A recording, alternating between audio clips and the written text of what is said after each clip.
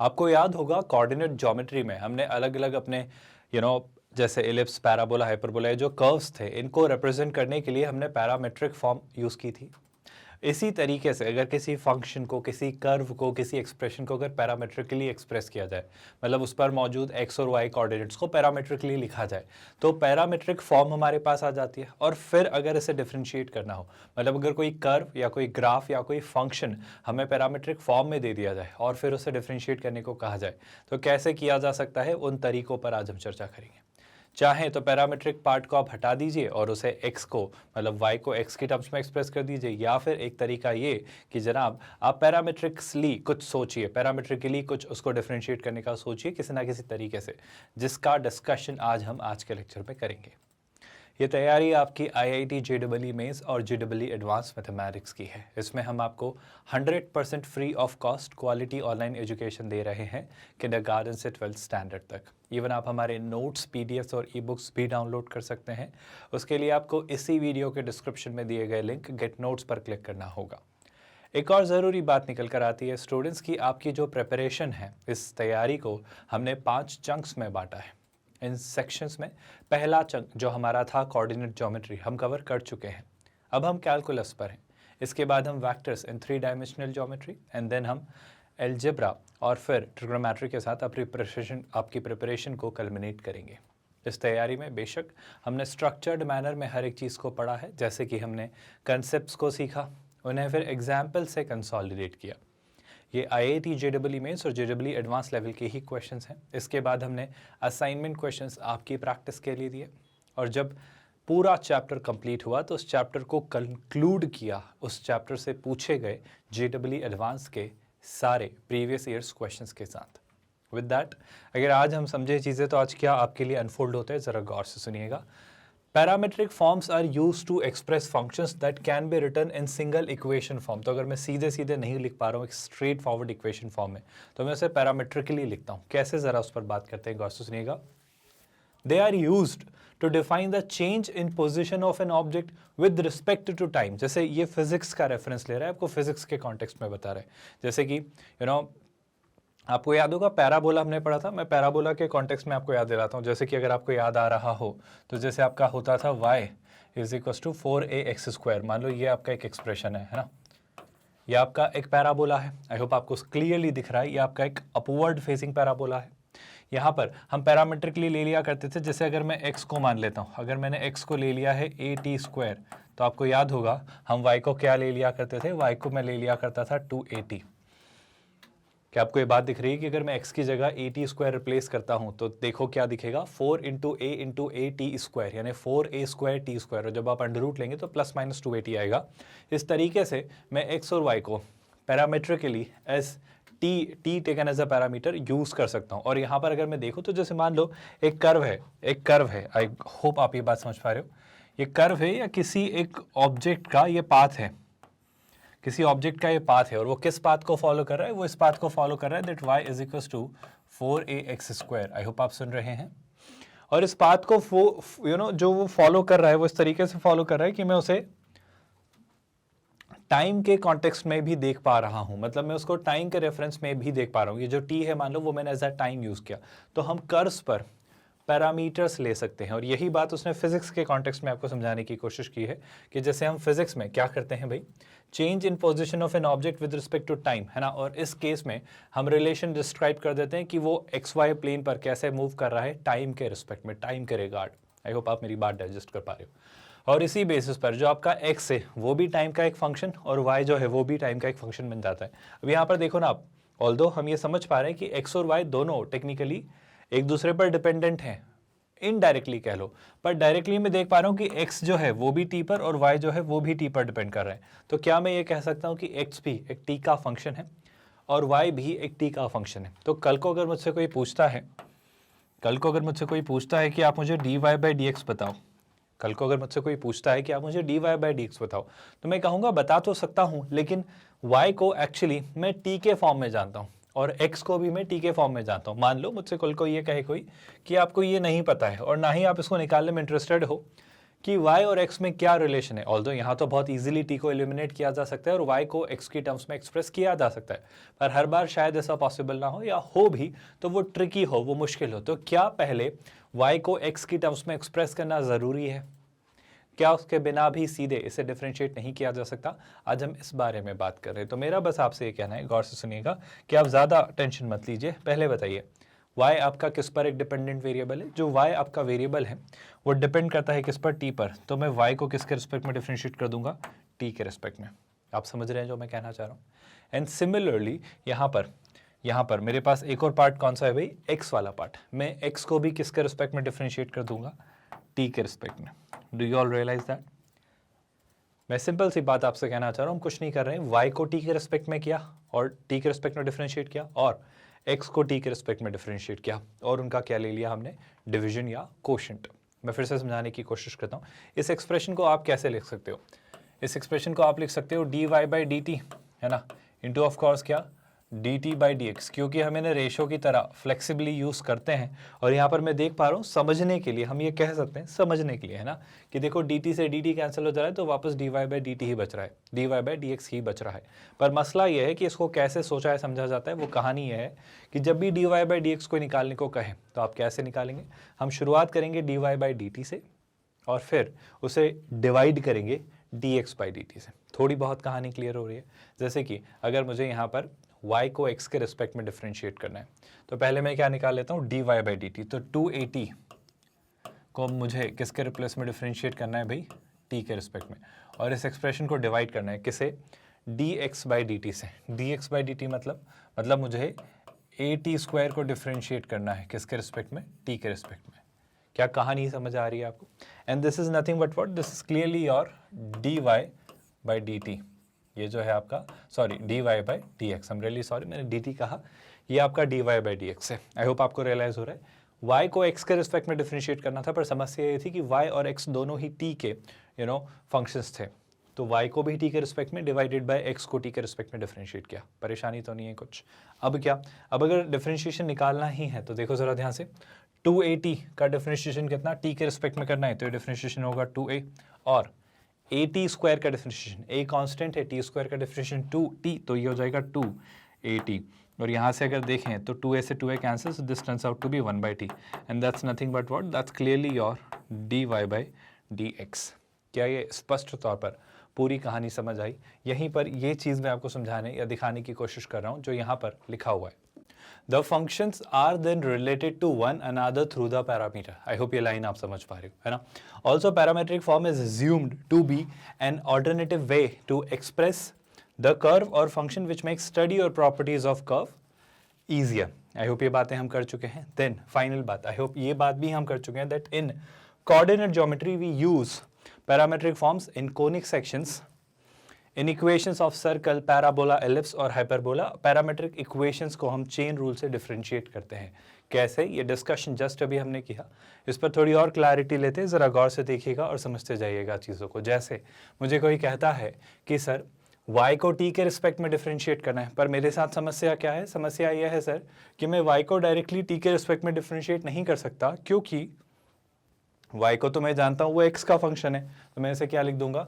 मैं dy by dt को लिख दूंगा dy by dx into dx by dt। और इन केस अगर मुझे dy बाई dx चाहिए तो dx बाई dt को यहाँ ले आएंगे, और यही बात हमने जस्ट अभी की है कि भाई dy बाई dx आपका क्या होता है सर? वो होता है dy by dt upon dx by dt। कोई परेशानी तो नहीं है इस बात से? आई होप ये चेन रूल का कंसेप्ट और ये फंडा आप समझ पा रहे हैं, और चीज़ें ऐसे क्यों और कैसे हो रही हैं। आई होप इसको लेकर क्लैरिटी है। विद दैट अगर मैं आगे बढ़ता हूँ, नेक्स्ट पार्ट, सीधे सीधे एक क्वेश्चन गौर से देखिएगा। यहाँ पर वो पूछ रहा है x आपका a sec क्यूब थीटा और y आपका a tan क्यूब थीटा है, तो आपको dy बाई dx निकालना है जब थीटा आपका π/3 हो। क्या तरीका हो सकता है? बहुत स्पष्ट तरीका है, कुछ ज़्यादा सोचने की ज़रूरत नहीं है। पहले मैं dy बाई d थीटा निकालूंगा। dy बाई d थीटा जब हम निकालेंगे, है ना, हम किसे निकालना चाह रहे हैं? dy by dx। इसे हम कैसे निकालेंगे? इसे निकालने के लिए मैं dy बाई d थीटा करूँगा। किस पर? आपके y पर। y कितना है भाई? a tan cube theta. क्या फंडा समझ आ रहा है? एंड सिमिलरली डिनोमिनेटर में dx by D theta, and what is x? या x जो है आपका वो है a सेक क्यूब थीटा, कोई परेशानी? अब अगर मैं डिफरेंशिएट करता हूँ टेन क्यूब थीटा को, तो I hope you are realising a और ए दोनों जगह, यहाँ से ए बाहर आया कांस्टेंट टर्म, यहाँ से ए बाहर आया कांस्टेंट टर्म, और वो ए इस ए से कैंसिल हो जाएगा, that I need not right. What next जो पार्ट आता है वो सुनिएगा। टेन क्यूब थीटा, शैलाई से टेन क्यूब थीटा को थीटा के रिस्पेक्ट में डिफरेंशिएट करना है, मतलब चेन रूल लगाना होगा। चेन रूल का फंडा क्या होगा? टेन क्यूब थीटा में मैं टेन थीटा को मान लेता हूँ थोड़ी देर के लिए थीटा, आप सुनिएगा ध्यान से। तो मान लो ये लिखा हुआ है थीटा क्यूब, या ऐसा मान लो टेन थीटा को मैं मान लेता हूँ एक्स, तो बताओ एक्स क्यूब का डिफरेंशिएशन एक्स के रिस्पेक्ट में कितना होता है? सर वो होता है 3x स्क्वायर। तो कितना हो जाएगा सर? ये हो जाएगा 3 टाइम्स टेन थीटा का स्क्वायर, क्योंकि x जो माना है वो आपका टेन थीटा है, तो ये कितना हो जाएगा भाई? ये हो जाएगा आपका 10 स्क्वायर थीटा। क्या है पॉइंट आपको समझ आ रहा है? देन व्हाट नेक्स्ट, क्या मैं टेन थीटा का डिफरेंशिएशन कर सकता हूँ? क्योंकि चेन रूल क्या कहता है? अब आपको नेक्स्ट जो कंपोजिट फंक्शन में आपने कंपोजिशन यूज किया है उस फंक्शनैलिटी को दोहराना होगा। तो टेन थीटा का डिफरेंशिएशन कितना होता है? I hope you all remember, tan theta का differentiation always going to be sec square theta. कोई परेशानी? तो ये हो जाता है आपका numerator. What now as far as denominator is considered, गौर से देखिएगा। फिर वही बात, सेक थीटा को मैं मान लेता हूँ x, तो ये लिखा हुआ है let's say x cube. X cube का डिफरेंशिएशन एक्स के रिस्पेक्ट में 3x स्क्वायर है ना। तो आई होप आप देख पा रहे हो, मैं इसका डिफरेंशिएशन क्या लिखूंगा? 3x मतलब क्या? सेक थीटा, यानी 3 sec square theta. Now what next, अब आपको सेक थीटा को भी तो डिफरेंशिएट करना रहेगा चेन रूल के अकॉर्डिंग। तो सेक थीटा का डिफरेंशिएशन कितना हो जाता है? सर वो हो जाता है sec theta tan theta. I hope आप इन फॉर्मूले के साथ अब फैमिलियर हो चुके हैं और अब आप इनको लेकर कंफ्यूज्ड नहीं होते हैं। अब क्या मेरा कहना है, आई होप आपको आंसर दिख रहा होगा कि सर गौर से देखो आप, इस सेक थीटा से मतलब सेक स्क्वायर थीटा से ये सेक स्क्वायर थीटा कैंसिल, और क्या, और अगर मैं देख पा रहा हूं तो सर देखो एक टेन थीटा से ये वाला एक tan theta cancel. Do you all agree with that? What next, ये 3 से ये 3 भी कैंसिल होता दिख ही रहा है। इस एक्सप्रेशन को अगर मैं सिंप्लीफाई करता हूं तो क्या टेन थीटा को मैं sine theta upon cos theta लिख सकता हूं? बिल्कुल लिख सकते हो सर। तो ये हो जाता है आपका कितना? Sine theta upon cos theta. अच्छा, डिनोमिनेटर में सेक थीटा है, क्या मैं उसे 1 अपॉन कॉस थीटा लिख सकता हूं? I hope we can do that. तो ये हो जाता है 1 अपॉन कॉस थीटा। यहाँ से क्या, कॉस थीटा से cos theta cancel, so finally we are left with sine theta. मतलब हमें जो dy by d x finally फाइनली, वो कितना आता है भाई? वो आपका आता है साइन थीटा। हमसे क्या पूछा जा रहा था? हमसे पूछा जा रहा था dy by d x at theta कितना? पाई बाई 3 पर। तो dy बाई डी एक्स आपको बताना है जब थीटा की वैल्यू कितनी हो भाई? जब थीटा आपका हो पाई बाई 3। आई होप निकाला जा सकता है। मुझे क्या निकालना है? Sine pi by 3। Pi by 3 यानी आई hope you all remember 60 degree है ना। साइन 60 कितना होता है? अंडर रूट 3/2, और इस बेसिस पर आप इस क्वेश्चन का क्या आंसर मार्क करेंगे? Under root 3/2। क्या अब आप कंफर्टेबल हैं कि अगर मुझे पैरामीट्रिक फॉर्म में फंक्शंस दे दिए जाए और उनका डिफरेंशिएशन पूछा जाए तो उन्हें कैसे सोचना है और उनका आंसर कैसे वर्कआउट करना है? आई होप एक बहुत ही आसान सा सिंपल सा एक क्वेश्चन था जिसे आप अच्छे से आप क्रैक करना सीख गए हो। विद दैट थोड़ा आगे बढ़ते हैं अगले क्वेश्चन की तरफ। जरा ध्यान से देखो, इस बार भी मेरा कहना है ये बहुत टफ या बहुत मुश्किल क्वेश्चन नहीं है, क्योंकि x क्या लिख रहा है? वो x लिख रहा है आपका cos 2t नहीं होगा। जैसे y लिखा है ना e to the power sin 2t, यहाँ पे x भी e to the power cos 2t ही होगा। सिमिलरली y भी जो है आपका e to the power sin 2t, और फिर वो कह रहा है कि आप प्रूव करिए dy बाई डी एक्स जो होगा वो minus y log x upon x log y होगा। कैसे करेंगे जरा बात करते हैं। फिर वही बात, मुझे dy बाई डी एक्स चाहिए, राइट? अगर मुझे dy बाई डी एक्स चाहिए तो शैलाई से जो y है वो t पर डिपेंड करने वाला वेरिएबल है, तो मैं dy बाई डी टी कर लूँ क्या?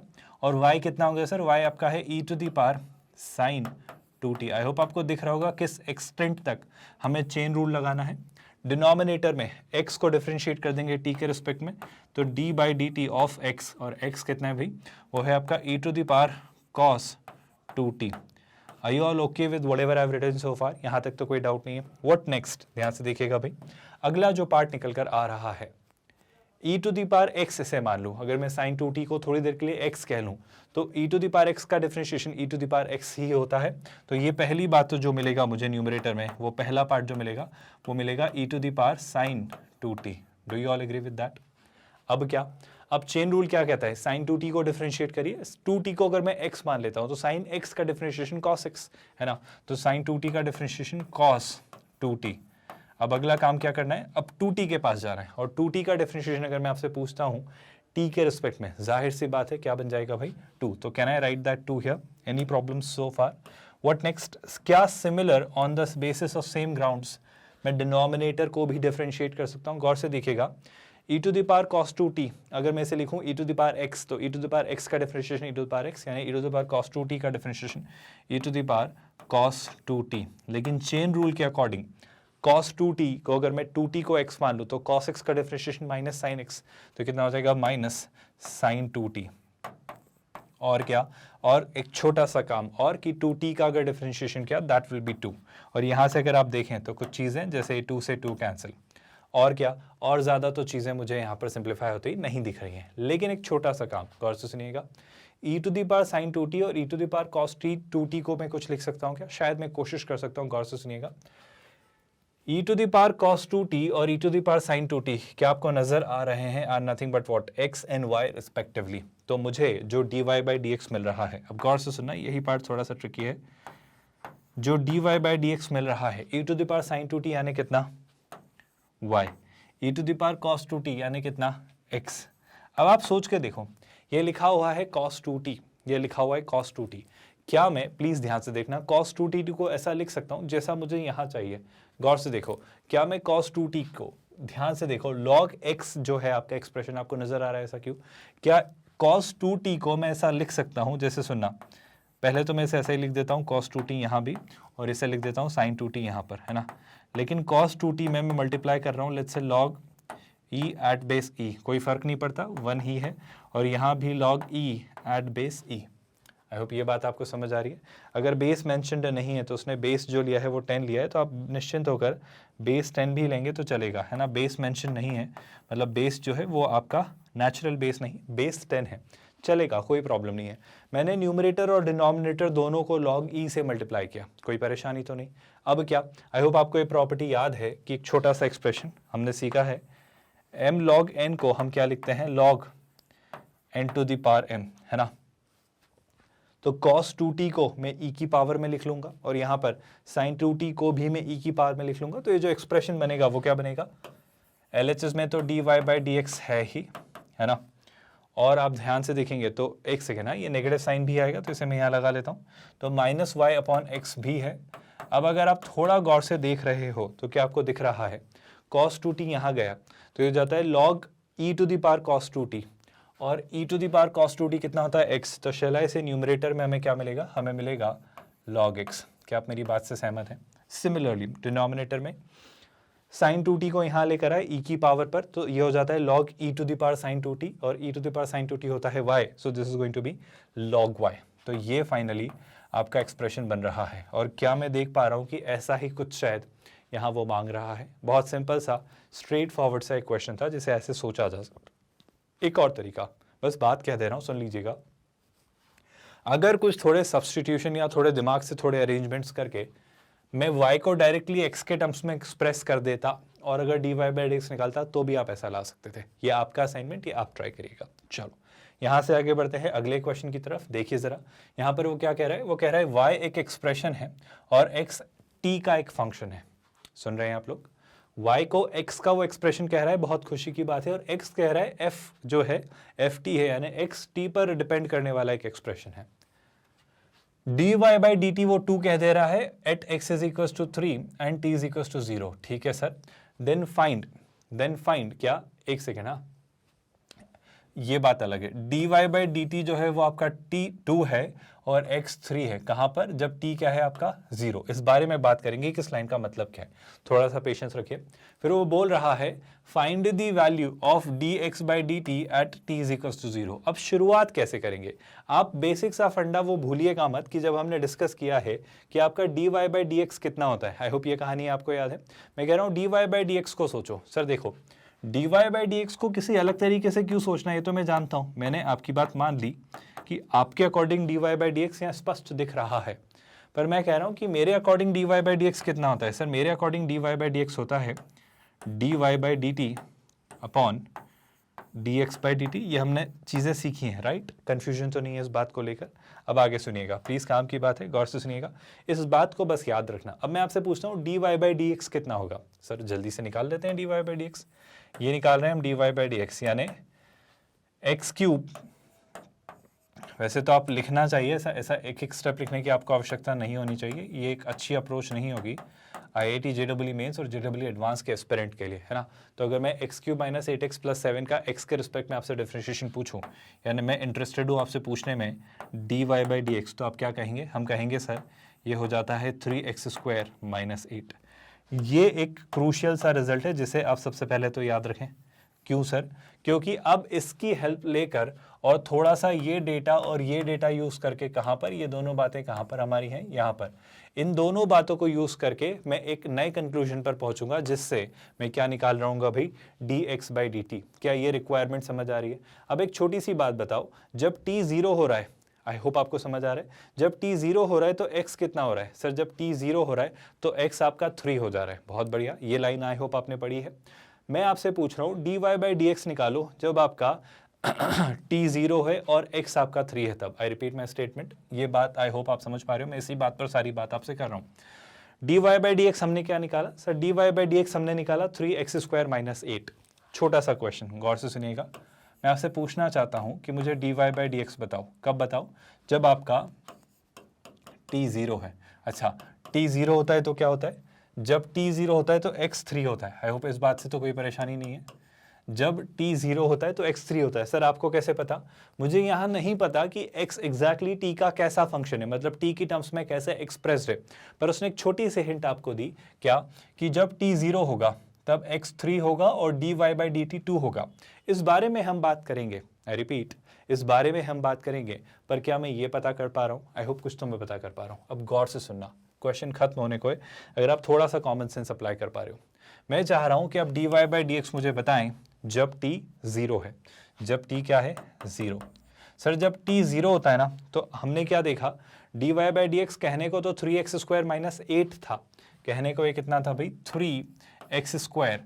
अब जब t 0 है तो x कितना है? 3, तो 3x स्क्वायर यानी क्या? 3 इंटू 3 स्क्वायर माइनस कितना भाई? 8 आई बिलीव। बिल्कुल सही। क्या आपको बात समझ आ रही है हम कैसे निकाल रहे हैं? अगर मैं यहाँ से नेक्स्ट स्टेप आपसे पूछता हूँ तो क्या आप गैस कर पा रहे हो अगला काम हमें क्या करना है? खैर, अगर ये वैल्यू आपसे पूछी जाए तो 3 का cube 27, 27 minus 8, I hope clearly दिख रहा है कितना? 19, है ना? सही बोल रहा हूँ क्या? तो ये कितना हो जाता है? ये हो जाता है 19। कोई परेशानी? अब हमसे क्या पूछा जा रहा है? हमसे dy बाई डी एक्स तो पूछा नहीं जा रहा था, हमसे तो dx बाई डी टी पूछा जा रहा था। अब हम इस बात पर आएंगे कि हम कुछ ऐसा, रादर कुछ ऐसा यूज करेंगे। ध्यान से सोच के देखना। मैं जानता हूं dy बाई डी एक्स, गौर से सुनिएगा अब जो मैं कहना चाह रहा हूं। हमने निकाला कि dy बाई डी एक्स जो है, कब? जब t 0 होता है, वो क्या होगा? वो होगा dy बाई डी टी जब t 0 हो, अपॉन में कितना भाई? dx बाई डी टी जब आपका t 0 हो। आप सुन रहे हो? और ये वैल्यू किसके इक्वल है? सर हमने dy बाई डी एक्स जब x 0 के इक्वल है, सॉरी जब t 0 के इक्वल है, हमने निकाला कितना है? 19। क्या आपको हिंट समझ आ रही है कि हम इस क्वेश्चन का सोल्यूशन कैसे सोचने वाले हैं? अब आप बताओ इन दोनों में से उसने हमसे क्या पूछा है? देखो जरा ध्यान से। वो पूछ रहा है dx बाई डी टी जब t 0 है। वो आपसे क्या पूछ रहा है? dx बाई डी टी जब t 0 है। तो कहने को क्या वो बस इतनी सी बात आपसे नहीं पूछ रहा कि आप उसे बताओ dx बाई डी टी कब? जब t 0 है। को निकालने का तरीका बड़ा स्पष्ट सा होगा। आप 19 को यहाँ ले आए और इसे यहाँ ले आए, तो मैं इसे कहूँगा dy बाई डी टी जब t 0 है divided by what? Divided by 19। क्या बात आपको समझ आई? आई रिपीट, जब कोई पूछ रहा है dx बाई डी टी जब t 0 है तो वो किसके इक्वल होगा? वो इक्वल होगा dy बाई डी टी के जब t 0 है डिवाइडेड बाय 19। क्या मैं dy बाई डी टी जब t 0 है निकाल चुका हूं? सर शायद आपके पास डेटा है, जब t 0 है, जब t 0 है तो dy बाई डी टी कितना है? सर जब आपका t 0 है तो dy बाई डी टी आपका 2 है। तो क्या है? क्वेश्चन खत्म नहीं हो रहा है। आई होप अब तो आई थिंक आंसर आ चुका है कि dx बाई डी टी जब आपका t 0 है कितना होगा भाई? dy बाई डी टी जब t 0 है वो कितना है? 2, और ये कितना है? 19। तो shall I say your answer to this question should be 2/19। क्या एक एक स्टेप, एक एक पार्ट, हर एक चीज क्लियर है? आई होप एक आसान सा एक क्वेश्चन था, इसमें तो कोई परेशानी नहीं है। क्लियर से मैनर में हर एक चीज समझ आई है। पैरामेट्रिक फॉर्म में अगर मुझे फंक्शंस को डिफरेंशिएट करने को कहा जाए तो आई होप अब आपको परेशानी नहीं होगी। जैसे ये एक बहुत बेसिक सा सिंपल सा क्वेश्चन क्या लिख रहा है वो, x कुछ है और y कुछ है, तो आपको dy बाई डी एक्स निकालना है t इज इक्वल टू 2 पर। आई होप आप इस क्वेश्चन को सॉल्व कर लेंगे। बहुत मुश्किल बात ये नहीं है। कैसे? दोनों तरीके, गौर से देखिएगा। यहाँ पर y को t के रिस्पेक्ट में डिफरेंशिएट करना है, यहाँ पर x को t के रिस्पेक्ट में। एक छोटी सी हिंट देता हूँ कि t को कोई ट्रिग्नोमेट्रिक फंक्शन मान लेना। I repeat my hint, t को कोई ना कोई ट्रिग्नोमेट्रिक एक्सप्रेशन मान लेना। तो ऑल्दो कहने को आप एक और वेरिएबल इंट्रोड्यूस कर लोगे, पर आप कर पाओगे, फिर आप आसानी से पता है इन दोनों चीज़ों को सोच पाओगे। खैर ये सब्सटीट्यूशन कैसे किया जाता है इस बारे में डिस्कशन आने वाले कंसेप्ट्स में हम करेंगे, पर फिलहाल आप कोशिश करिएगा कि y को t के रिस्पेक्ट में और x को t के रिस्पेक्ट में डिफरेंशिएट करें और फाइनली जो i वैल्यू वहाँ पर t की जगह 2 रख कर देखें। आई होप ये एक आसान सा क्वेश्चन है जो आप ट्राई करेंगे और इसका आंसर ले आएंगे। तो ये रहा आज का आपका पहला असाइनमेंट क्वेश्चन। आई होप आपने स्क्रीनशॉट लिया। नेक्स्ट असाइनमेंट क्वेश्चन की तरफ अगर मैं बढ़ता हूँ तो देखो ज़रा, फिर से वही बात। आई थिंक ये कुछ यहाँ मिसिंग है, क्योंकि ये आपका अगर असाइनमेंट क्वेश्चन है तो आई थिंक यहाँ टाइपो है। ये आपका एक्चुअल क्वेश्चन है जिसका आंसर है 4/3। तो ये आपका आज का पहला assignment question. And here comes आज का आपका दूसरा असाइनमेंट क्वेश्चन। यहाँ वो क्या लिख रहा है, वो कह रहा है dy बाई डी एक्स निकालिए अगर x आपका कुछ ऐसा है और y आपका कुछ ऐसा है। I think again this is one of the easiest question you will encounter. क्या ये पार्ट समझ आ रहा है कि इस क्वेश्चन को कैसे करना है? आई थिंक कुछ नहीं करना है, x को थीटा के रिस्पेक्ट में और y को थीटा के रिस्पेक्ट में, और फिर dy बाई डी थीटा को dx बाई डी थीटा से डिवाइड कर देना है। आई होप आप इतना अब कर लेंगे और आपके लिए बहुत मुश्किल और बहुत टफ बातें नहीं हैं। यहाँ से अगर मैं आगे बढ़ता हूँ तो वापस वही बात, dy बाई डी एक्स निकालना है जब t आपका π/4 हो, निकाल लेंगे। पर x क्या है, x कुछ ऐसा है और y कुछ ऐसा है। आई थिंक अगेन ये एक आसान सा काम है जो शायद हम कर सकते हैं। देखो आप, y भी आपका t का एक फंक्शन है और x भी आपका एक t का एक फंक्शन है। तो मैं क्या करूंगा, y को t के रिस्पेक्ट में डिफरेंशिएट करूंगा, x को t के रिस्पेक्ट में डिफरेंशिएट करूंगा, dy बाई dt को dx बाई dt से डिवाइड कर देंगे और फाइनली एक्सप्रेशन में t की जगह π/4 रख देंगे। आपका आंसर आपके सामने स्पष्ट तौर पर आ जाएगा। क्या बातें समझ आ रही हैं कि इन क्वेश्चंस को कैसे सोचना है, इन क्वेश्चंस को कैसे करना है? मैं एक स्ट्रक्चर्ड मैनर में बस चीज़ें आपको समझा दूं और बता दूं ताकि आपको चीज़ें क्लियर रहें और कोई परेशानी ना हो। आई रिपीट, हमने कोऑर्डिनेट ज्योमेट्री से चीज़ें शुरू की थी। आई होप आपको ये बातें याद है, जहां हमने Cartesian system, straight lines, pair of straight lines, circle, parabola, ellipse और हाइपरबोला को स्टडी किया। देन अब हम कहाँ हैं, अब हम कैलकुलस की बातें कर रहे हैं, राइट। कैलकुलस में हमने चीज़ें बहुत स्ट्रक्चर्ड मैनर में शुरुआत की हैं। कहाँ से? रिलेशंस एंड फंक्शन से। फिर हमने लिमिट को पढ़ा, अब हम डिफरेंशिएशन को पढ़ रहे हैं। इसके बाद ऑफ कोर्स हम क्या करेंगे, कंटिन्यूटी एंड डिफरेंशिएबिलिटी। देन हम शिफ्ट होंगे एप्लीकेशन ऑफ डेरिवेटिव्स। फिर हम मोनोटोनिसिटी यानी आपके मैक्सिमम मिनिमा के कंसेप्ट को स्टडी करेंगे और फिर हम ग्रेजुअली शिफ्ट होंगे इनडेफिनिट इंटीग्रेशन और डेफिनिट इंटीग्रेशन पर। देन कहाँ हम चीज़ें कर रहे होंगे, इसके जस्ट बाद हम चीज़ें निकाल कर लाएंगे कहाँ, डिफरेंशियल इक्वेशंस पर, of course area under the curve कर लेने के बाद। इस तरीके से आपका कैलकुलस हम कवर करेंगे। फिर दो इंपॉर्टेंट से चैप्टर्स आते हैं जिनको लेकर स्टूडेंट्स थोड़े से परेशान रहते हैं, बट आप यकीन करिए अगर आप इन्हें प्रॉपरली पढ़ें, अगर आप इन्हें अच्छे से सीखें तो ये बहुत टफ या बहुत मुश्किल चैप्टर नहीं है। Again I would like to tell you that, है ना।